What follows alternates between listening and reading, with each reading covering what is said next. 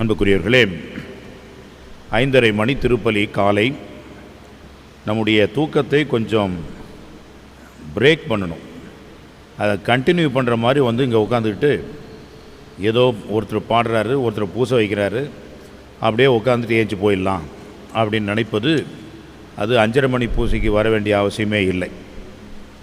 இன்னும் ஒரு சில பங்குகளிலே 4:30 மணிக்கெல்லாம் திருப்பலி நடைபெறுகிறது. நம்முடைய மறை மாவட்டத்தில் அந்த ஊர்களிலெல்லாம் நிறைய பேர் இப்படி தான் செய்கிறாங்க. அவங்கவுங்களுக்கும் ஒரு ரிசர்வ்டு பில்லர் ஒன்று இருக்கும்.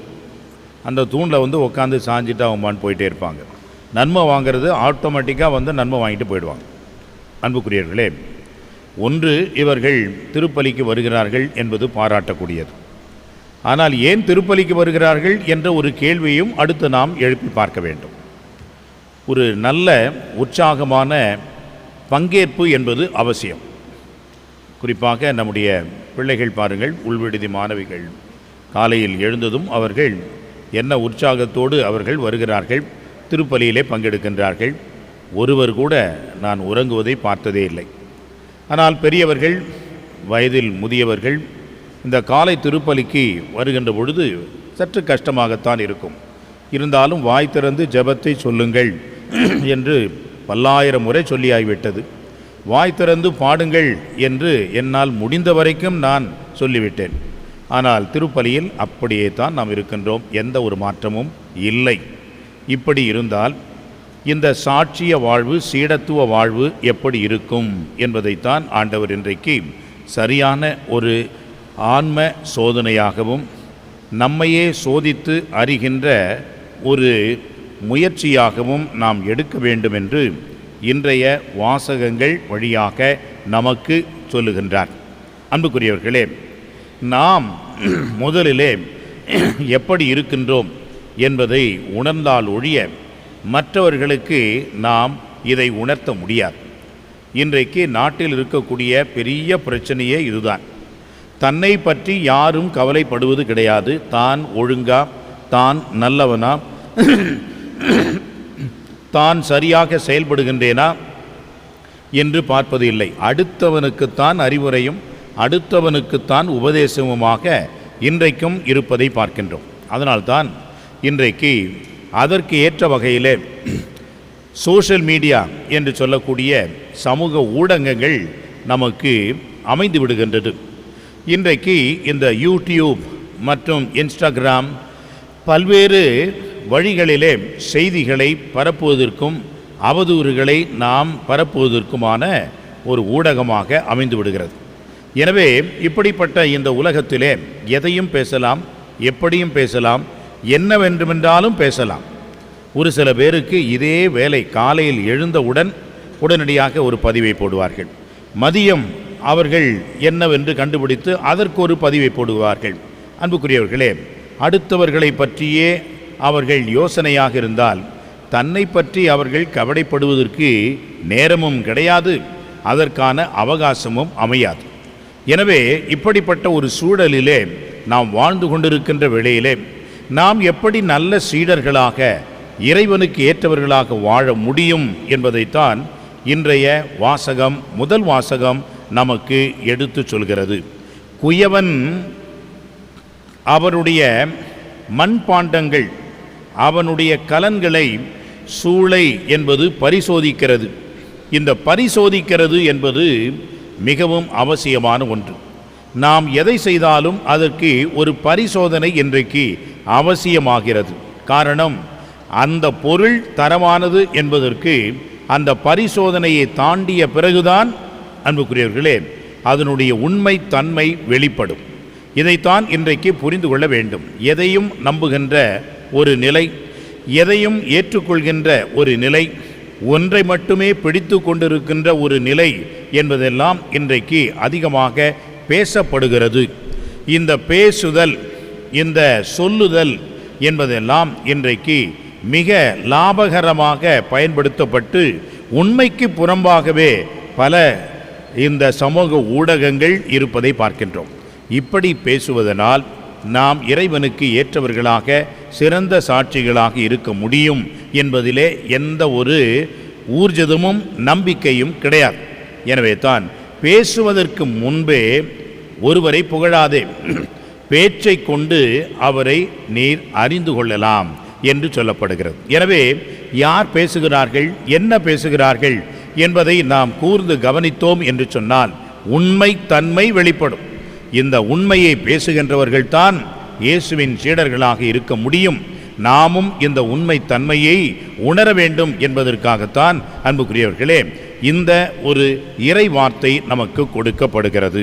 எனவே இந்த வார்த்தை, பேச்சு என்பதெல்லாம் இறைவன் நமக்கு கொடுத்த மிகப்பெரிய ஒரு ஆயுதமாக, கருவியாக, ஒரு வழியாக இருந்தாலும் இதுவே நம்முடைய அழிவுக்கும் பாதாள நிலைக்கும் நம்மை தள்ளக்கூடிய பாதிப்பும் இருக்கிறது என்பதை எச்சரிக்கை செய்வதுதான் இன்றைய சீராக்கின் ஞான வாசகமாக நமக்கு வருகின்ற முதல் வாசகம். எனவே இரண்டாம் வாசகத்திலே பவுலடியார் சொல்கிறார், அழிவுக்குரியது அழியாமையை நாம் பெற்றுக்கொள்ள வேண்டும், சாவுக்குரியது சாகாமையை அணிந்து கொள்ள வேண்டும். அது எப்படி என்று சொன்னால், இந்த உலகத்திலே இருக்கின்ற நாம் அழிவுக்குரியவர்கள், முடிவுக்குரியவர்கள், ஒரு காலகட்டத்திலே நாம் இந்த உலகத்தை விட்டு செல்லக்கூடியவர்கள் என்ற நிலையிலே அழிவுக்குரியவர்களாக நாம் இருந்தாலும் அழியாமைக்காக நாம் இருக்க வேண்டும். அதுதான் அந்த உண்மை, அதுதான் அந்த நேர்மை, அதுதான் சீடத்துவம், அதுதான் ஆண்டவர் இயேசு. எனவே இந்த உலகத்தில் இருக்கின்ற அந்த அழிகின்ற நிலையை தாண்டி கடந்து அழியாமையாகிய இறைவனை நோக்கி நாம் செல்ல வேண்டும். அப்பொழுது இந்த இறப்பை கடந்து உயிர்த்த மக்களாக நாம் இருப்போம் என்பதை ஆண்டவர் அங்கே நமக்கு திருத்தூதர் பவுல் வழியாக உணர்த்துகின்றார். நற்செய்தி வாசகத்திலே ஆண்டவர் சொல்கின்றார், பார்வையற்ற ஒருவர் இன்னொரு பார்வையற்றவருக்கு வழிகாட்ட முடியுமா? முடியாது. முதலிலே தான் யார் என்று தன்னிலை உணராமல் அடுத்தவர்களுக்கு வழிகாட்ட வேண்டும் என்று நினைப்பதுதான் அன்புக்குரியவர்களே ஆபத்து. எனவே தான் இன்றைய உலகத்திலே நான் நல்லவன், மற்றவர்களெல்லாம் கெட்டவர்கள் என்று தீர்ப்பிடாதீர்கள். காரணம், உங்கள் கண்ணிலே என்ன இருக்கிறது? மரக்கட்டை இருக்கிறது. ஆனால் அடுத்தவர் கண்ணிலே இருக்கக்கூடிய துரும்பை எடுக்க நீங்கள் முயலுகின்றீர்கள். முதலில் உங்களுடைய கண்ணில் இருக்கக்கூடிய மரக்கட்டையை நீங்கள் எடுங்கள் என்று ஆண்டவர் சொல்கின்றார். அன்புக்குரியவர்களே, உளவியல் அடிப்படையிலே ஒரு சில நிலைகளை நமக்கு சொல்லுவார்கள். நான் நன்றாக இருக்கின்றேன், நீங்கள் நன்றாக இருக்கின்றீர்கள். இதுதான் நாம் இருக்கின்ற நிலையாகவும் பார்க்கின்ற பார்வையாகவும் இருக்க வேண்டும். ஆனால் இதை விடுத்து நான் நன்றாக இருக்கின்றேன், மற்றவர்கள் நன்றாக இல்லை என்ற நிலை இருக்கும் என்று சொன்னால் எல்லாம் தவறாக தெரியும்.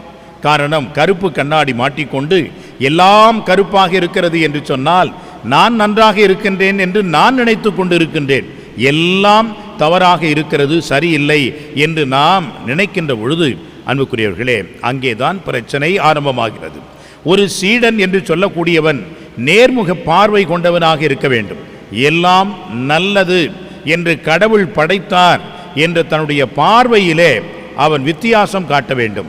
அந்த பார்வையிலே அவன் சீடனாக மாற வேண்டும். அதுதான் கடவுளுடைய இந்த படைப்பு தன்மையிலே, இயல்பிலே நாம் பார்க்கின்றோம். பல நேரங்களிலே நான் நன்றாக இருக்கின்றேன், மற்றவர்கள் தான் சரியில்லை என்று என்னில் ஒரு பெரிய மரக்கட்டை வைத்துக்கொண்டு பிறர் கண்ணில் இருக்கக்கூடிய துரும்பை எடுக்க முயலுவோம் என்று சொன்னால் அது குருட்டுத்தனம் என்று சொல்கின்றார். அது பார்வையற்ற இன்னொருவனுக்கு செய்யக்கூடிய ஒரு மடைத்தனம் என்பதைத்தான் ஆண்டவர் இன்றைக்கு உணர்த்துகின்றார். எனவே தான் அன்புக்குரியவர்களே, நாம் பிறரை தீர்ப்பிட வேண்டாம், பிறருக்கு எந்த விதத்திலும் இடரலாக இருக்க வேண்டாம். தெளிவான பார்வை கொண்டவர்களாக பிறரை நாம் வழிநடத்த வேண்டும் என்று சொன்னால் அழிவுக்குரிய இந்த தன்மையை நாம் மாற்றி அழியாத இறைவனுக்கு சாட்சிகளாக நாம் திகழ வேண்டும். அது எப்படி வெளிப்பட வேண்டும்? நம்முடைய வார்த்தையினால், நம்முடைய செயல்களினால், நம்முடைய அன்றாட வாழ்வினால் அது வெளிப்பட வேண்டும் என்பதைத்தான் ஆண்டவர் நமக்கு இன்றைக்கு செய்தியாக கொடுக்கின்றார். எனவே அன்புக்குரியவர்களே, இறை அழைப்பை ஏற்று வந்திருக்கின்றோம். இயேசுவின் சீடர்களாக நாம் இருக்கின்றோம். இந்த இயேசுவின் சீடர்கள் என்ற வழியிலே நம்முடைய வார்த்தையும் வாழ்வும் அந்த சாட்சியத்தை பிறருக்கு அளிப்பதாக இருக்கட்டும். அது நம்முடைய அன்றாட வாழ்வாக மாறட்டும். இந்த அழிவை கடந்து அழியாமையை நோக்கி செல்கின்ற மனிதர்களாக நாம் இருப்போம். நாம் நல்லவர்கள் என்பதை தவிர்த்து நானும் குறையுள்ள மனிதனாக இருக்கின்றேன் என்பதை தாழ்ச்சியோடு ஏற்று மற்றவர்களையும் அன்பு செய்ய, அவர்களையும் திருத்தி நல்வழிப்படுத்த நமக்கும் கடமை உண்டு என்பதை உணர்ந்த ஒரு சீடனாக நாம் இருக்க வேண்டும். இதைத்தான் ஆண்டவர் இன்றைக்கு நமக்கு உணர்த்துகிறார் என்பதை ஏற்றுக்கொள்வோம். இறைவனில் நாம் எல்லாவற்றையும் நல்லதென காண்போம். இறைவனோடு இருக்கின்ற அந்த இறை உறவிலே நாம் இன்னுமாக வளர ஆண்டவருடைய அருள் வேண்டி திருப்பலியிலே மன்றாடுவோம். ஆமென்.